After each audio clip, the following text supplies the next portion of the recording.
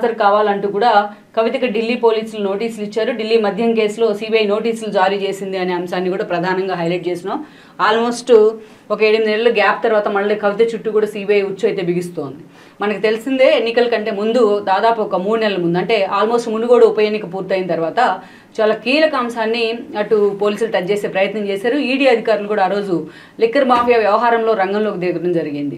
దానిలో భాగంగానే సౌత్ పిన్గా కవిత పేరు బయటకు వచ్చింది. అప్పట్లోనే కవితని పలుసార్లు ఈడీ ఏదైతే విచారించింది, ఢిల్లీకి కూడా పిలిపించారు.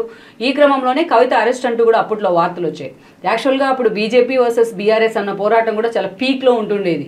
బట్ అలాంటి సమయంలో హఠాత్తుగా ఆ పోరాటాన్ని కేసీఆర్ పక్కన పెట్టారు. కవిత అరెస్ట్ కూడా ఆగిపోయింది. కాంగ్రెస్ ఆస్త్రాన్ని తన ఎన్నికల ప్రచారంగా వాడుకొని ఈరోజు అధికారంలో కూడా ఉంది.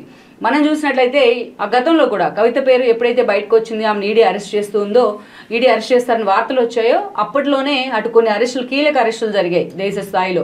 అటు ఆపుకు సంబంధించి ఉప ముఖ్యమంత్రిగా ఉన్న మనీష్ సిసోడియాని కూడా ఈడీ అరెస్ట్ చేసింది, జైల్లో ఉన్నారు ఆయన. ఆ తర్వాత అనేక కీలక మంత్రులు కూడా కొంతమంది పేర్లు బయటకు వచ్చాయి. ఈరోజు కేజ్రీవాల్ చుట్టూ కూడా వచ్చి బిగిస్తూ వస్తుంది. అందుకే ఆయన మీద ఆయనే విశ్వాస తీర్మానాన్ని పెట్టుకున్నారు మొన్న అసెంబ్లీలో. ఇక అక్కడి నుంచి చూసినట్లయితే తెలుగు రాష్ట్రాల్లోకి వచ్చినట్లయితే కవిత పిఏతో పాటు కొంతమంది కీలక వ్యక్తులను కూడా అరెస్ట్ చేసే ప్రయత్నం అయితే జరిగింది. వేరేజ్ ఏపీకి కూడా ఈ ఇంపాక్ట్ ఉంది. ఏపీకి సంబంధించి విజయసాయిరెడ్డి రాజ్యసభ సభ్యుడిగా ఉన్నారు. ఆయన అల్లుడి వరుసైన శరత్చంద్రారెడ్డిని కూడా ఈడీ అరెస్ట్ చేసింది. ఆయన కూడా జైల్లో ఉండి మొన్ననే బెయిల్ మీద బయటికి రావడం జరిగింది. ఇక సిట్టింగ్ ఎంపీగా ఉన్న మాగుంట శ్రీనివాసరెడ్డి కొడుకు రాఘవరెడ్డిని కూడా అరెస్ట్ చేసే ప్రయత్నం అయితే చేసింది ఈడీ. ఎప్పటి నుంచో మాగుంట ఈ లిక్కర్స్ ఏదైతే ఇష్యూలో ఉన్నప్పటికీ ఆయనకి ఎప్పటి నుంచో ఆ పరిశ్రమలో ఆయన ఆరితేరున్నారు. ఎక్కడ ఒక చిన్న రిమార్క్ కూడా ఆయన మీద లేదు.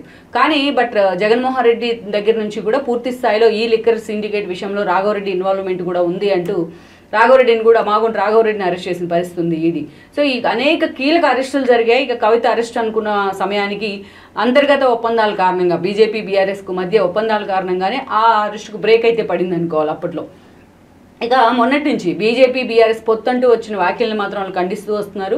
బట్ ఎక్కడికక్కడ అటు బండి సంజయ్ మొదలుకొని కిషన్ రెడ్డి వరకు కూడా ఈ అంశాన్ని ఖండించే ప్రయత్నం చేస్తున్నారు. బట్ దానికి కాంగ్రెస్ కౌంటర్ ఇస్తోంది, మీకు దమ్ముంటే ముందు కవితను అరెస్ట్ చేసి చూపించండి అని చెప్పేసి లిక్కర్ మాఫియాలో. ఈ క్రమంలోనే ఈరోజు ఈడీ కాకుండా సిబిఐ ఇష్యూలో ఎంక్వైరీ ఉంది. ఈ సిబిఐ ఈ రోజున రంగంలోకి దిగింది. సిబిఐ 26న తమ ఎదుట విచారణకు హాజరు కావాలని కవితకు నోటీసులు ఇచ్చింది అనే అంశాన్ని కూడా ప్రధానంగా ఈనాడు హైలైట్ చేసింది. మరి ఈరోజు ఈడీ పక్కన పెట్టి సిబిఐ అయితే రంగంలో చాలా లాంగ్ గ్యాప్ తర్వాత అది కూడా దీన్ని కాంగ్రెస్ కానీ మిగతా ప్రతిపక్షాలు కానీ ఎన్నికల కోణంలో చూస్తున్నాయి. ఎక్సెప్ట్ బీఆర్ఎస్ తప్ప. ఎన్నికల సమయం కాబట్టి కవిత పేరుతో మరోసారి హడావుడి చేస్తున్నారంటూ కొన్ని విమర్శలు కూడా రావడం జరిగింది. మరి ఈసారైనా అటు సిబిఐ చాలా సీరియస్గా ఈ అంశం మీద ఫోకస్ పెడుతుందని అయితే మనం చూడాలి. అసలే ఓటమితో పూర్తి స్థాయిలో ఒక డిఫెన్స్లో పడిపోయిన కేసీఆర్కి కానీ ఆ పార్టీకి కానీ ఇదొక ఇంకో సెట్ బ్యాక్ అనుకోవాలి ఈ ఎంపీ ఎలక్షన్స్లో వస్తున్న టైంలో.